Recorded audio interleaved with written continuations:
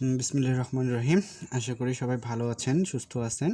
তো আজকে আমি আলোচনা করব এইচএসসি আইসিটি বইয়ের নাম্বার সিস্টেম। গত আমি 3টি লেকচার আলোচনা করেছি। আজকে আমার চতুর্থতম লেকচার। আজকের বিষয় সংখ্যা পদ্ধতি রূপান্তরণ, অর্থাৎ conversion of the number system. তো আজকে প্রথমে আমরা যেটা আলোচনা করব দশমিক সংখ্যা থেকে বাইনারি সংখ্যায় রূপান্তরণ। তো এইটা করার আগে কয়েকটা জিনিস মনে রাখতে হবে, অর্থাৎ নিয়ম বলা চলে। সেটা এরকম যে আমাদের অবশ্যই মনে রাখতে হবে যে দশমিক সংখ্যার ভিত্তি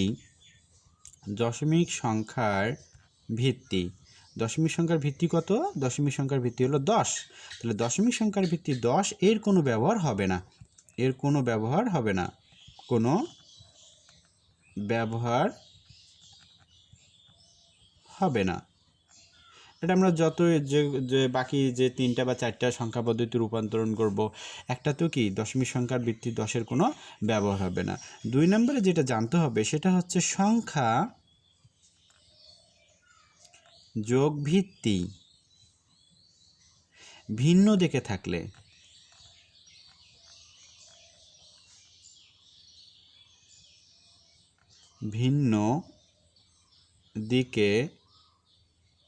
থাকলে ভাগ করতে হবে।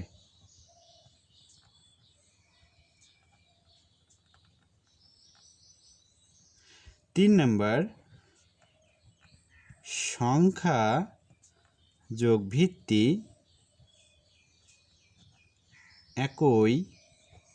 একই দিকে, মানে সংখ্যার সাথে একই দিকে থাকলে গুণ করতে হবে।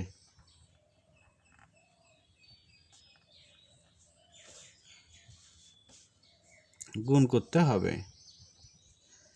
4 নম্বর যেটা যে ভাগফল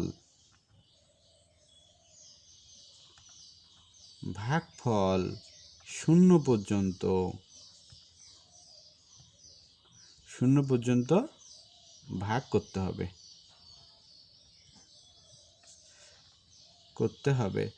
এ কথার মানে যে যতক্ষণ পর্যন্ত না ভাগফলটা শূন্য হবে ততক্ষণ পর্যন্ত আমাদের ভাগ প্রক্রিয়াটা চালাই যাইতে হবে, অর্থাৎ ভাগ করতেই হবে। তো দেখা যাক, এরকম আমরা এখন এক্সাম্পল একটা শুরু করি। তো আমরা এই সংখ্যা পদ্ধতিগুলোর 2টি করে অংশ নিয়ে আলোচনা করব। সেটা পূর্ণ সংখ্যা এবং ভগ্নাংশ বা অর্থাৎ দশমিক সংখ্যা। তা এখানে আমি 2টি বা 1টি করে উদাহরণ দেওয়ার চেষ্টা করব, আর আপনারা সেটা থেকে অবশ্যই ভালোভাবে উপকৃত হবেন বলে আমি আশা করি। অবশ্যই মনোযোগ দিয়ে ছোলোভাবে দেখবেন, যাতে করে কোনো সমস্যা না হয়। তাহলে প্রথম এক্সাম্পল দেখা যাক। তাহলে প্রথমে আমরা আলোচনা করব দশমিক সংখ্যা থেকে বাইনারি সংখ্যা রূপান্তরণ। তাহলে যেমন যে কোনো একটা উদাহরণ দেখা যাক। মনে করে 38 নিলাম। এটা কি সংখ্যা? দশমিক সংখ্যা। কনভার্ট করব কিসে? রূপান্তরণ করব হলো বাইনারিতে। তাহলে এখানে 2 দিলাম, 2, এইটা ঘর ফাঁকা, তার মানে বাইনারিতে এর মানটা কত হবে? যেটা মান 38-এ, অর্থাৎ দশমিকে 38, সেটা বাইনারিতে কত হবে? অর্থাৎ দশমিক তো আমরা হিউজ গণনা করতে পারি, কিন্তু বাইনারি কি পারি? বাইনারি তো 2টি সংখ্যা, 0 এবং 1। তাহলে এই বাইনারিটা এটা কত হবে? তাহলে সেটাই আমরা এখানে দেখব। তাহলে এখানে আমরা কি বলছিলাম যে দশমিক সংখ্যার ভিত্তি 10-এর কোনো ব্যবহার হবে না। তাহলে এখানে দেখা যাচ্ছে যে দশমিক সংখ্যার ভিত্তি 10 আছে, তাহলে এর ব্যবহার কোনোভাবেই হবে না। তাহলে 10-এর ব্যবহার বাদ। তাহলে এইখানটা কি? সংখ্যা, এটা হলো তার ভিত্তি। তাহলে সংখ্যা, তাহলে এই 10-এর ব্যবহার যদি বাদ দেওয়া যায় তাহলে এটা সংখ্যা, এটা ভিত্তি। তাহলে ভিন্ন দিকে, কারণ সমানের বাম পাশে সংখ্যা, ডান পাশে 2, অর্থাৎ ভিত্তি 2। তাহলে ভিন্ন দিকে। তাহলে ভিন্ন দিকে থাকলে কি করতে বলা হয়েছে? ভিন্ন দিকে থাকলে ভাগ করতে হবে। তাহলে আমরা ভাগ করব, যেহেতু 10-এর ব্যবহার নেই, তাহলে কত দ্বারা ভাগ করব? আমরা 2 দ্বারা 38-কে ভাগ করব। তাহলে ভাগ প্রক্রিয়া শুরু করি। আমরা ভাগটা করব ইউক্লিডিস পদ্ধতি প্রক্রিয়ায়। তাহলে 2 দিয়ে ভাগ করব। এখানে আমরা লিখব এইদিকে ভাগশেষগুলো, ভাগশেষ। তাহলে এখানে যেটা হবে, এদিকে ভাজ্য থাকবে, এদিকে ভাজক থাকবে, এবং এখানে ভাগফলগুলো থাকবে, আর এইদিকে শুধু ভাগশেষগুলো থাকবে। তাহলে 2 দিয়ে যদি আমি 38-কে ভাগ করতে যাই, তাহলে আমরা কত বাদ দিতে পারি? 19 × 2 = 38। তাহলে এখানে আমরা 19, অর্থাৎ 19 আমরা এখানে লিখতে পারি। তাহলে 19, তাহলে হলো 19 2 × 38। অঙ্কগুলো আমরা এখানে হয়তো এলোমেলো হয়ে যাচ্ছে, বাংলা ইংলিশ মিক্সড হয়ে গেছে।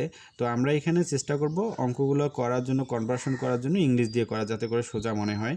তাহলে এখানে আমরা করব এখন 19 2 × 38। অবশিষ্ট কি কোনো কিছু থাকে? অবশিষ্ট কোনো কিছু থাকে না, কারণ 19 আর 2 গুণ করলে 38 থাকে, অবশিষ্ট কোনো কিছু থাকে না, তাহলে অবশিষ্ট জায়গায় 0, আবার 2 দ্বারা ভাগ করব। তাহলে 2 দ্বারা ভাগ করলে আমরা কত পাবো, 2 দ্বারা কতকে ভাগ করতে হবে, 2 দ্বারা 19কে ভাগ করতে হবে। তাহলে 2 দ্বারা 19কে ভাগ এমন একটা সংখ্যা বাদ দিই, সেটা হচ্ছে যে 9, 9 দুগুণ কত 18, তাহলে 9 দুগুণ যদি 18 হয় তাহলে 19 আছে এখানে, অবশিষ্ট কত থাকবে, 1 অবশিষ্ট থাকবে। আবার 2 দ্বারা ভাগ করব, তাহলে 4 দুগুণ 8, এখানে আছে কত 9, তাহলে অবশিষ্ট কত থাকবে, 1 থাকবে। তাহলে আবার আমরা এই 2 দ্বারা ভাগ করব 4কে, তাহলে 2 দ্বারা ভাগ যায় 4কে, তাহলে 2 দুগুণ 4, অবশিষ্ট কোনো কিছু থাকে না, কারণ 2 2 4 হয়, এখানে অবশিষ্ট কোনো কিছু থাকবে না, 0। তারপর আবার 2 দিয়ে 2কে ভাগ করব, তাহলে 2 দিয়ে 2কে যদি আমরা ভাগ করি তাহলে কত বাদ দেওয়া যেতে পারে, 1 বাদ দেওয়া যেতে পারে, 1 বাদ দিলাম, তাহলে 2 অক্ষে 2, তাহলে এখানেও কত থাকে 0। এখন 1 বাইর হয়েছে, কিন্তু আমাদের কথা কি বলা ছিল, 4 নম্বরে বলছিলাম যে ভাগফল 0 পর্যন্ত ভাগ করতে হবে। তাহলে এটা আমাদের কি ভাগফলের ঘর না, তাহলে ভাগফলের ঘর যদি এটা হয় তাহলে এখানে আমাদের কত পর্যন্ত আসতে হবে, 0 পর্যন্ত আসতে হবে। তো 0 পর্যন্ত আসলেই আমাদের ভাগ কাজটা শেষ হবে। কিন্তু 2 দ্বারা কি 1কে ভাগ যায়, 2 দ্বারা 1কে ভাগ যায় না, তাহলে আমরা তো অবশ্যই কিন্তু ভাগটা করতে হবে, ভাগ যায় না, ভাগটা করতে হবে। তাহলে সেটা কিভাবে করব, তাহলে এইখানে আমি ভাগফলের জায়গায় কত বসাইলাম 0, তাহলে এখানে 0 আসবে, তাহলে ভাগশেষের জায়গায় কত থাকবে, ভাগশেষের জায়গায় কি 1 থাকবে, তাহলে এটা হলো ভাগশেষের ঘর, তাহলে হলো ভাগশেষ 1, আর ভাগফল আমরা কত পাচ্ছি, ভাগফল পাচ্ছি 0, ভাগফল 0 পাইলাম। তাহলে যে ভাগফলের জায়গায় 0 বসাইলাম, ভাগফলের জায়গায় 0 আর ভাগশেষের জায়গায় 1 বসাইলাম, তাহলে এই যে আমাদের কাজটা শেষ হয়ে গেল।